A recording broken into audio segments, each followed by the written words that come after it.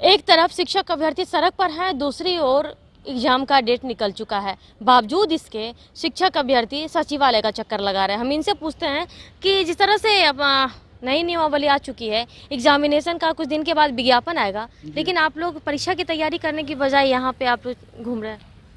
घूम तो नहीं रहे हैं, अब सचिवालय में ये मालूम करने आए थे कि आज जो पेपर में जो रिक्ति दिया था उसमें रिक्ति कुछ अलग है। सरकार कुछ अलग दावा करती है रिक्ति का, और आज पेपर में कुछ अलग दावा करता है। इसका हम लोग क्लियर करने के लिए आए थे। दूसरी बात कि हम लोग क्या करें, परीक्षा की तैयारी क्यों करें। हमने परीक्षा दे करके मेरिट में आया था, हम परीक्षा की तैयारी क्यों करेंगे। सरकार को हम घसीटेंगे कोर्ट में ना, हम लोग चुप बैठने वाले नहीं है। सरकार यहाँ कोई तानाशाही नहीं है कि आप जो चाहेगा सो कर दीजिएगा। हम लोग सड़क पे भी लड़ रहे हैं, कोर्ट में भी लड़ेंगे। सचिवालय आए थे ज्ञापन सौंप दिए हैं ज्ञापन। अब स्पष्ट बोल दिए हैं कि आप पहले 7वां चरण बहाली खोलिए, तब आप बीपीएससी से हम लोग लीजिए, पहले नियोजित तो कर दीजिए। आप एक ही बीपीएससी के थ्रू एग्जाम लीजिएगा, उसी से आप नियोजित शिक्षक को भी ले रहे हैं, उसमें हम लोग को बिठाइए। तो पहले हम लोग को नियोजित कर दीजिए, तब ना बराबर होगा। मामला बराबर कब होगा, जब हम भी नियोजित रहेंगे, जो 6ठे चरण में गए हैं वो भी नियोजित रहेंगे, इससे पहले जो शिक्षक नहीं वो रहेंगे, सब लोग एक साथ रहेंगे, तब ना बराबरी की बात होगी। हम अभी अभ्यर्थी हैं, बीपीएससी एग्जाम देंगे, खुदा ना खास्ता अगर कोई लड़का किसी अगर बाय द वे फेल कर जाता है तो वो बाहर हो जाएगा, और नियोजित शिक्षक वो बंद रहेंगे। नियोजित शिक्षक मतलब उनके लिए तो दोनों हाथ में लड्डू हैं। मेरे लिए क्या है, मेरे लिए क्या है, ये हम पूछना चाहते हैं। एक तो आप सीट का वर्णन नहीं कर रहे हैं कि कितने सीटों में बहाली आएगी, अलग अलग रोज मानसिक टॉर्चर हो रहा है। पेपर जब भी पढ़िएगा उसमें कोई अलग डाटा आएगा, तो आज कभी अलग डाटा, कल कुछ अलग डाटा आता है।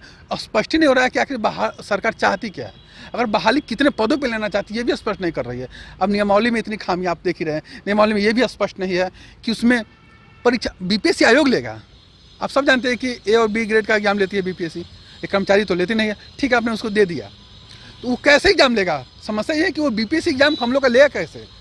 हम लोग शिक्षक अभ्यर्थी हैं, अगर सरकार के पास कोई सिस्टम नहीं है। तो जो मीटिंग हुआ उसमें कहा जा रहा है कि हार्ड क्वेश्चन नहीं रहेंगे, बीपीएससी लेवल का क्वेश्चन नहीं रहेगा। क्वेश्चन हार्ड लेवल रखिए, उससे कोई डर नहीं लगता है। बीपीएससी या नहीं, आप यूपीएससी से क्वेश्चन लीजिए। आप स्टेट का क्वेश्चन उठा के देख लीजिएगा, केसी सिन्हा का रिपोर्ट है, आईआईटी लेवल का क्वेश्चन है। मैं आपको कॉपी उपलब्ध करा दूंगा। सरकार ने कोर्ट में बोला है जा करके, शिक्षा विभाग ने ही, जब उस पर केस हुआ था तो उस पर बोला था, काउंटर अफिडेविट ने बोला था, सरकार ने खुद रिपोर्ट कमेटी बनाई थी और कमेटी ने जांच सौंपा था। उसमें रिपोर्ट में लिखा हुआ था कि ये आईआईटी लेवल से ऊपर का क्वेश्चन पूछा गया था एसटीटी 19 में। तो क्वेश्चन का कोई लेवल से मतलब नहीं है, आप कुछ भी पूछिएगा। हम लोग शिक्षक हैं, इतना जरूर कैपेबल हम लोग हैं कि हम लोग सभी क्वेश्चन का जवाब दे देंगे। लेकिन आप जो 4 साल जिसमें बर्बाद किया आपने, जो गरीब अभ्यर्थी हैं वो आज 4 सालों से कहीं और कमा रहे हैं, कहीं बाहर में हैं, कोई कुछ रोजगार में लगा हुआ है। आप उनको विभागीय परीक्षा ले सकते थे, आप उसको पहले नियोजित कर देते, उसके बाद विभागीय परीक्षा लेते, परीक्षा देते। अब आप अचानक से बम फोड़ रहे हैं, वो भी इतना उसमें असमानता है। कोई उसमें फेल करेगा तो नियोजित शिक्षक बना रहेगा, कोई फेल करेगा तो बाहर चला जाएगा। आप समझ रहे हैं कितना इसमें है। अब उसमें एज रिलैक्सेशन का भी समस्या देख लीजिए, कुछ लोग का एज अब खत्म होने के कगार पे है, आप उसको भी आप बीपीएससी में कैसे उसको समाहित कीजिएगा। तो समस्या बहुत है। इसी को न उसमें रिक्ति का वर्णन है, न कितना आप पे स्केल दे रहे हैं, सब कुछ चीज़ का वर्णन बस एक लाइन में लिख दिए बीपीएससी आयोग एग्जाम लेगा। ये खेल तो नहीं ना चल रहा है, ये खेल नहीं चला। यहाँ पे स्पष्ट बताना होगा आप क्या करना चाहते हैं, आपकी मंशा क्या है। रिक्तियों को लेकर के लगातार आप लोग सवाल उठा रहे हैं। देखिए, जैसा कि आज के अखबार में जो सारे अखबारों में जो रिक्तियों का विवरण दिया गया था, तो उससे देखने के बाद से जो हमारे खास करके स्टेट अभ्यर्थी और प्राइमरी के शिक्षक अभ्यर्थी थे सीटेट बीटेट के, उनमें एक कन्फ्यूजन का उहापोह की भावना उत्पन्न हो गई। इसी को क्लियर करने के लिए आज हम लोग सचिवालय आए थे और हमने देखा कि बहुत से अभ्यर्थी आए थे पेपर लेकर के। हम लोगों से भी मिले, तो हम लोगों से भी लगातार सवाल किए और अधिकारियों से मिलने के लिए बैठे भी थे। तो उनका सवाल यही है कि हम लोग का जो पहले 6 to 8 का जो सीट था उसमें 36-37 हज़ार सीट था, और आज के अखबार में दिया है कि मात्र 1750 के लगभग में सीट है। तो इतना सीट गया कहाँ, इसी की जानकारी लेने के लिए आए हुए थे। तो क्या आश्वासन मिला? आश्वासन नहीं, जानकारी लेना था। आश्वासन तो यहाँ से कुछ नहीं मिलता है। तो जानकारी हमें मिला कि ये जो पद हैं ये राज्यकर्मी का दर्जा देने के लिए नवसृजित हुए हैं। अब आगे इसमें जुड़ेंगे जो मतलब कि पुराने जो पद हैं और ये नए पद मिला करके राज्यकर्मी का दर्जा मिलेगा। मतलब कि जो बहाली आएगी उसमें राज्यकर्मी के नियुक्त जो टीचर होंगे उस प्रकार से होंगे।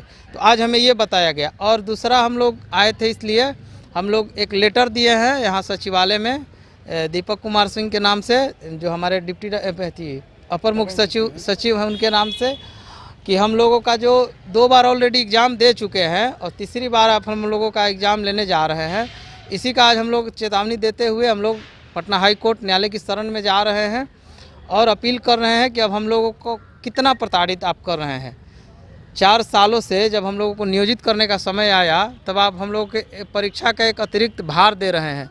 ये कहीं से पूरे शिक्षक अभ्यर्थियों के लिए न्याय संगत नहीं है, ये सरासर तानाशाही है, सरकार का बेरुखी रवैया है। इसी के खिलाफ में हम लोग आज दे दिए हैं और अभी हम लोग डिप्टी डायरेक्टर से भी मिलने वाले हैं। अभी वो गए थे हम लोग, तो वो अभी मीटिंग में है। मीटिंग जैसे ही समाप्त होगा हम लोग जा कर के मिलेंगे और उनको भी एक लेटर देंगे और लेटर के माध्यम से ये कहेंगे लगातार दबाव बना करके कि हम लोग जो आप एग्ज़ाम लेने जा रहे हैं, हम लोग इस एग्ज़ाम का, इस नई नियमावली का पूर्ण रूप से विरोध करते हैं और हम लोग का पहले समायोजन कराइए, शिक्षक अभ्यर्थियों का पहले समायोजन कराइए, उसके बाद इस नई नियमावली को प्रभावित करिए, नहीं तो हमारे पास खोने के लिए कुछ नहीं रहेगा। और आप तमाम जो सीटेट के अभ्यर्थी हैं, प्राइमरी और सीटेट के अभ्यर्थी हैं, जिसमें खास करके 6 to 8 जो सीटों को घटाया, आज देखे होंगे अखबार में कि ये कम कर दिया गया है, तो इसकी पुष्टि हो गई है कि पूर्ण रूप से मतलब कि राज्यकर्मी का दर्जा देने के लिए इस सीटों को बढ़ाया जा रहा है। जो पहले से सृजित सीटें हैं उनमें जोड़ा जाएगा इन सीटों को, इसीलिए इस सीटों को कम किया गया है। वैसे कोई घबराने की बात नहीं है, यहाँ से जो जानकारी मिली है यही मिली है।